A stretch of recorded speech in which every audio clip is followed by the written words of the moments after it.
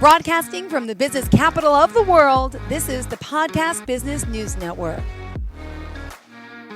Welcome back to the show. We are so excited to have our friend joining us here again, Rose Crawford. How are you doing today?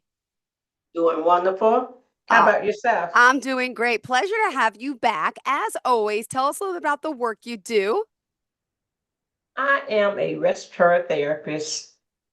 I have been for approximately 47 years, and I'm still working. Not that I And to, yes, and because from I enjoy what I do. and let's talk a little bit about obviously from Piedmont to hospital. Tell us a little bit about the company and all that you do. Piedmont Healthcare, we decided, well, we didn't decide, but we actually looked up with all the little doctor's office and everything. You said it was about 28 Yeah, we facilities. looked it up last week. I was impressed. Oh my goodness. 28 facility in the state of Georgia, approximately what you 20 hospital maybe. Anyway, we are growing rapidly. I have been working for Piedmont for 20 no for 32 years because we was purchased by them uh about 10 years ago.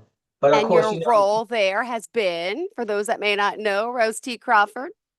a staff senior therapist, and I specialize in emergency care and emergency care and intensive care. I do emergency care 2 days and critical care 1 day. So I Wow. can expect anything. Yeah. But the Amazing.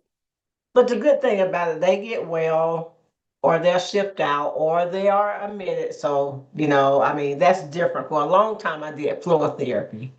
But I realized, especially during COVID, is really when I got stuck in ER and they realized how sufficient and what an expert I was. I just been there ever since, which I worked there. I worked there in emergency some days anyway. But I really enjoy it because floor therapy, I lifelong, just doing routine breathing Yeah. treatments. Of course, you will have codes, what they call code blue on TV Oh, and different things and work the intensive care. But I really enjoy my emergency uh, work because they come in and, like I say, they're not going to be there not long, whatever case may be, whatever the exit case may be. oh, Yeah, and critical care, of course, you get to be with the family, and that's part of care also. The family is just as important as the patient is for support, more support. And I just enjoy what I do. I'm telling you, life is, when they say gifts, it's really true because I was a real estate agent for a while and I enjoyed that, did very well. But, I mean, in this day and time, you really can do whatever you want to do, what for real.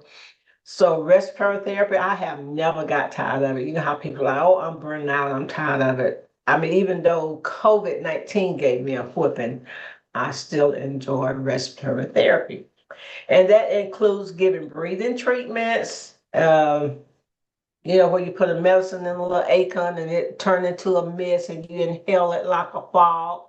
And mm-hmm. that dilate the lungs and treat the lungs, open up the bronchus. That's going to be done definitely on a daily basis. There have not been a day that I didn't give someone a breathing treatment. So that's the bulk of our Ah, work.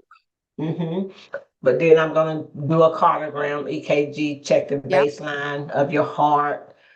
Um, Another option therapy, people come in, especially older people or whatever, you even may have a allergic reaction or chronic obstructive disease or whatever the case, if your oxygen level low. We know that during COVID, I mean, that was symptom number one, having a low oxygen level. So every day I'm going to give some patients some oxygen some kind of way. So there's going to be breathing treatments, oxygen therapy, EKGs, and of course, patient may come in at our facility. It's a protocol. If your joint out of place and it needs to be put back in the ER, well, they have to sedate you. So they'll call Oh, respiratory. you know, that Michael Jackson drug.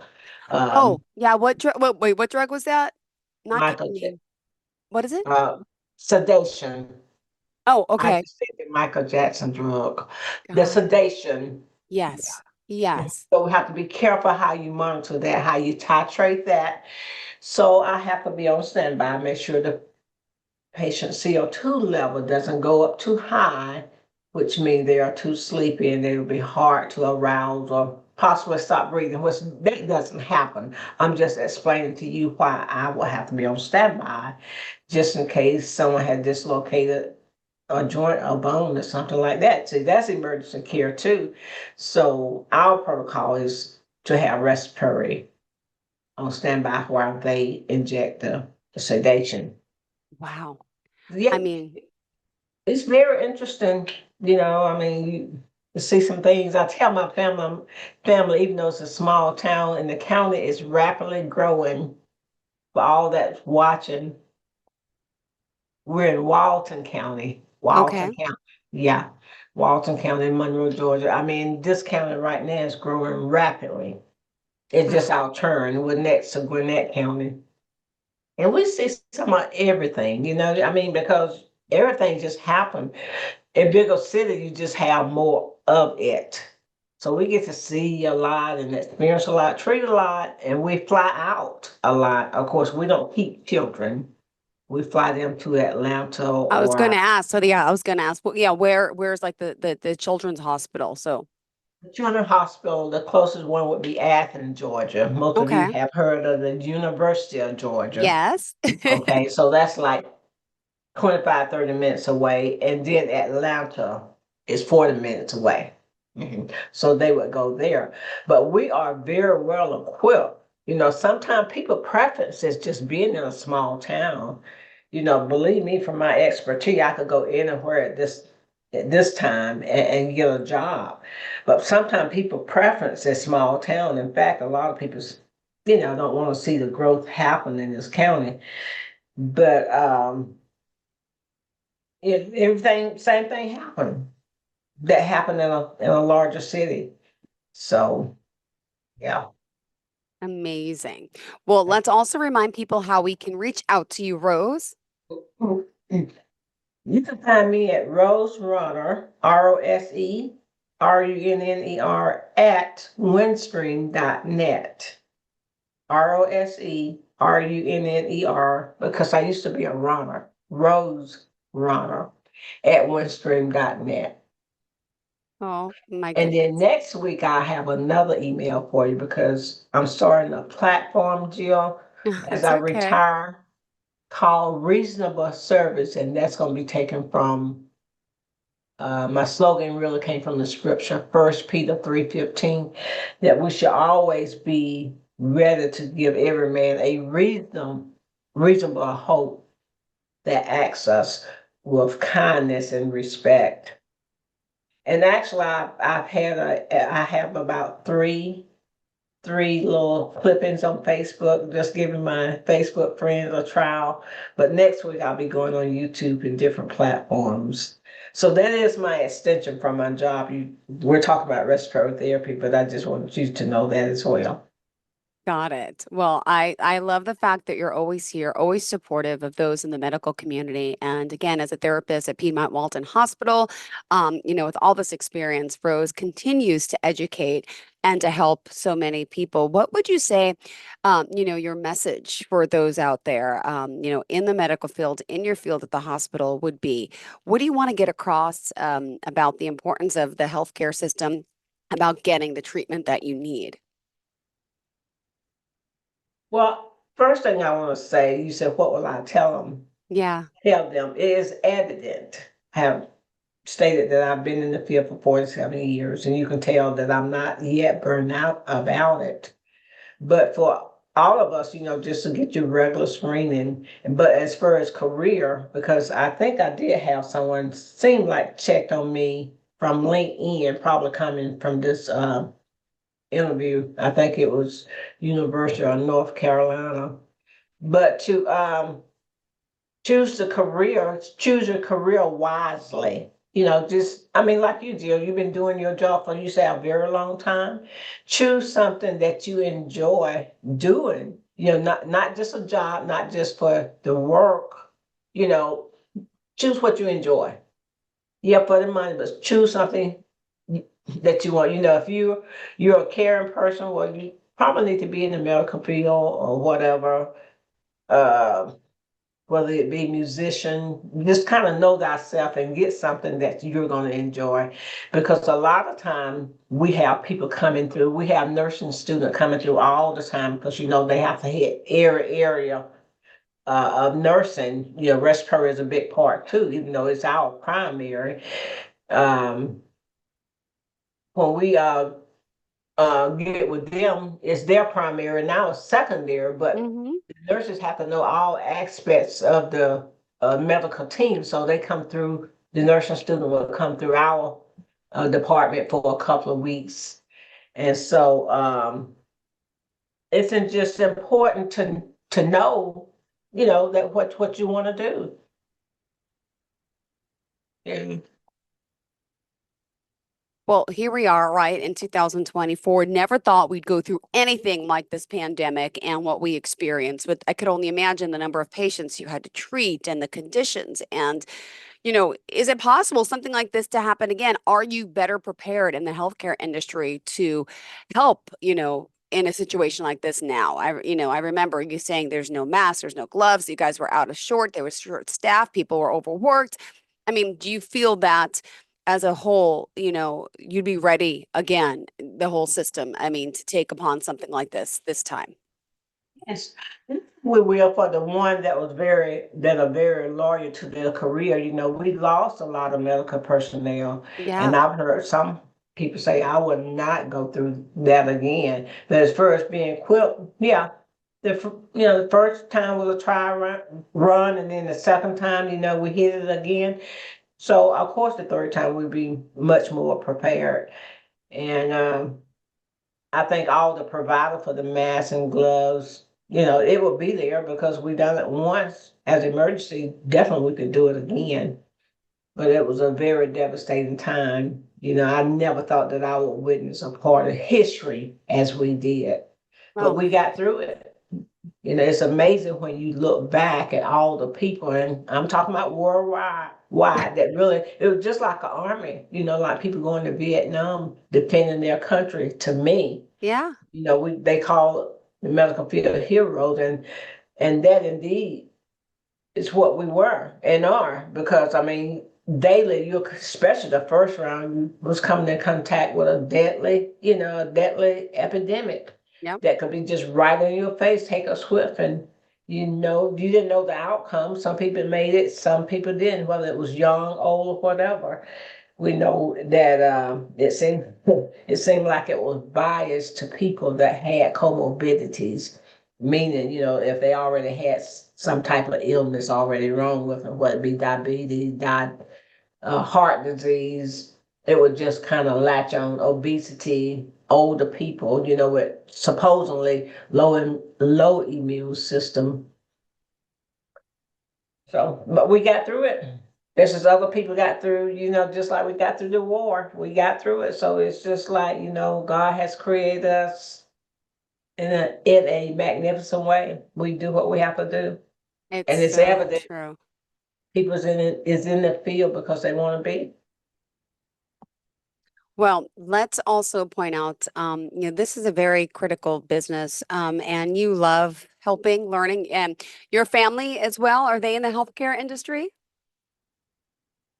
It's ironic that you say that. I have one son. I'm the only one in the medical field other than my son. Nick is 38 and he's going through nursing school as we Yeah. speak. His first major was business administration, and he is a model, on the Yeah. side. But I was very surprised. You're gonna do what? And he's doing pretty good. Amazing. He started this clinical next May. So yeah, but it's really fitting to him. I would say we're very close. I think those genes just pass on, Jill, what you are if you that kindness, that loving or whatever, or you may just be a dance or whatever. I just really think those genes pass on in the bloodline. You know what I mean? What you are to be. I think it's come from the bloodline of your inheritance. So I have no doubt he's going to be a very good nurse. And the God thing I bless. can say about male nurse, I said it then during COVID, you really get to see Yep. how important they are because they have strength, a Mm, lot of strength. And I say that because, this day and time, and no offense, I can't even, yeah. we are, our weight is heavier. The average person is much heavier. And men make good emergency nurses because, like I say, the time in for patient is just temporarily. Yep. Sometimes you got a lot of lifting to do weight wise, CPR script wise, and just doing a lot of things. Men make good nurses. Hmm. If it cut out for them, men make good nurses. Back in the day, that wasn't the case, right? It was kind of like I remember when my mom had a cousin who was so let's see, she would have been 68 at this point. But like back in the day, back in the let's see, he was born in the 50s, I guess. He was like kind of looked down upon for being a male nurse, and he was so proud. He was like an RN. He worked his butt off. He did amazing. But back then it wasn't as accepted as it is today, which is so ironic, right? Because you were in a business where it's usually a male dominated business in a lot of fields, but this seemed to be a very female dominated field back in the day, right? But men make the best male nurses, and also to me, intensive care nurses. And I don't know why I Mm-hmm. don't know, I can't answer that. But then you see a lot of them on the flight team. We don't think of that. Yeah. When they come to transport patients, most of the time, vast majority, when you see a female look really sharp for her to have her jumpsuit, because they wear jumpsuits and everything. And but yeah, it's real cool. I And love they it. got to do the lifting or whatever. I mean, women used to do it, but yeah, I mean, men make good nurses, so my hat's off to them. God bless. Absolutely. I agree. Well, let's just remind everyone at this point that we're here with Rose T. Crawford, again, our therapist from Piedmont Walton Hospital. And we're excited that she's here joining us again today, talking about the healthcare business and industry. And of course, how, she and her team and her staff have done so much to help people. And what other messages you want to bring across today on the show, Rose? Consider respiratory therapy. If you're in the medical field, consider respiratory therapy. I Okay. mean, you won't get burnt out. The nurses do have they are the primary caregiver. We are considered maybe axillary or whatever. So we don't have just continuously hand-on experience. And just to be specialized in a different area, not the whole body, it all work together, but just being able to treat the lungs, which is part of the heart. Sometimes when I draw blood, this is an interesting factor. There's the vein and then there's the artery. When I have to draw blood from the artery, we want to know what the oxygen level is and the breathing status of a patient. Most of the time they'll say, I've already had blood. Why are you drawing it again? Well, if you can remember the respiratory system and the circulatory system, so even if the the lab tech gave me that blood, which came from the vein, I couldn't use it because it come from the organs, but I draw from the artery, which just go pump from the heart to the lung, breathe, pump, and that's the particular blood that I want. So it just respiratory therapy just to me is very unique because it's specialized and you're gonna treat the lungs and the lungs on of course you treat the patient and the family, but and it's easy test to pass. It's a hard test when we have to pass the National Board of Respiratory Therapy, and we are highly respected in our field. You can go worldwide, nationwide, respiratory therapy. It tends to me to have very intelligent people And I'm not saying that the nurses now, of course they do, but for whatever reason, it's very interesting. You usually get very intelligent people, and a lot of time the nurses that um, we respect our opinion over theirs. I don't know why or whatever. If you want something done, ask respiratory, and we are highly respected by doctors. I'm here to tell you, respiratory therapy is highly respected. I guess because it's a point of life and death. You know what I'm saying? Yeah. If somebody stop breathing, cold, blue, whatever, we are the key factor to get that tube down that throat. And they're doing CPR, but big, big, big, big factor. Yeah. Wow.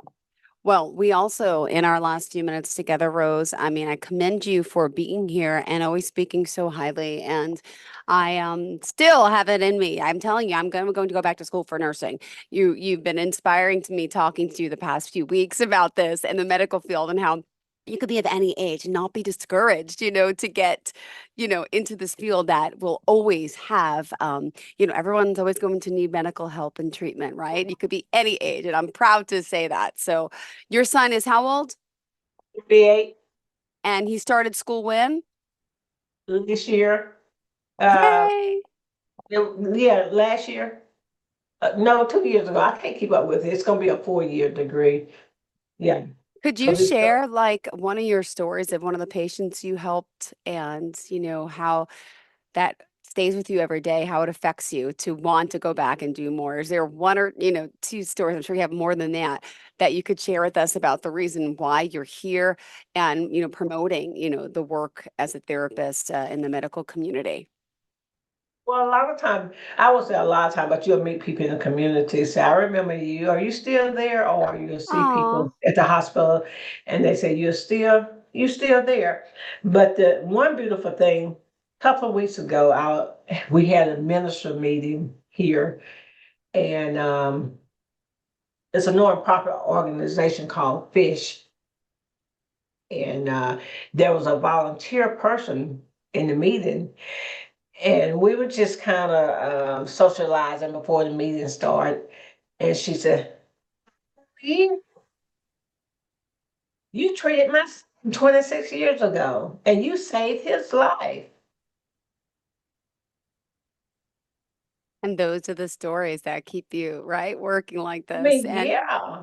And she said, he's 26 now. So obvious he came in as an infant in trouble.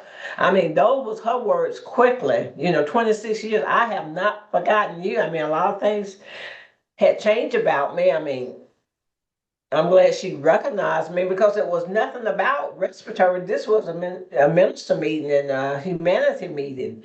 So, but time she saw me, she said, "I know you 26 years ago." I mean, that right there is your accolade. That's a pat on the back.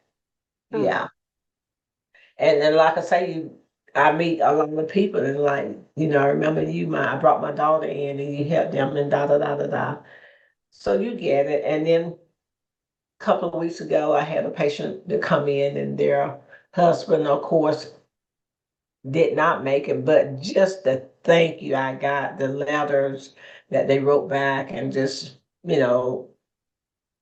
expressing their appreciation for the work, expertise and all that. Not just a friend, you get to meet some of your friend, but then when you treat your friend, with the extra care and that's it. You just you just appreciate it so much. Yeah. oh.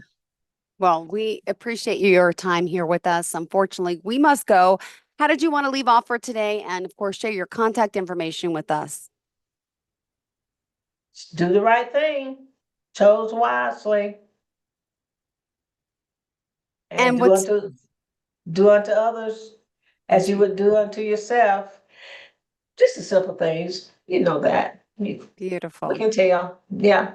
And Love what's your yourself. email address again? How can we contact you?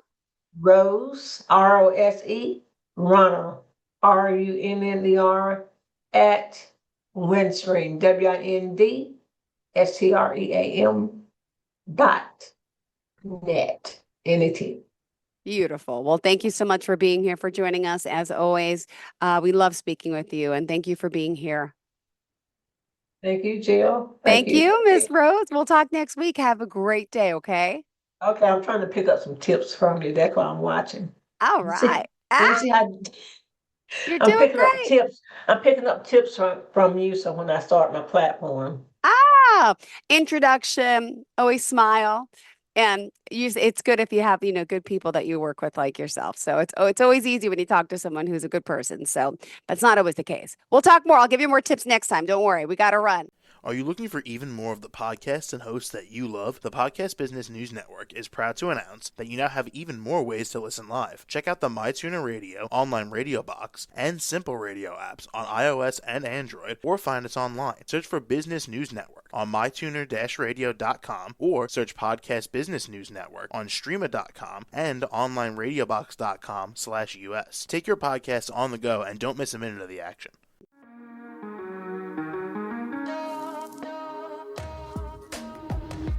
Broadcasting from the business capital of the world, this is the Podcast Business News Network.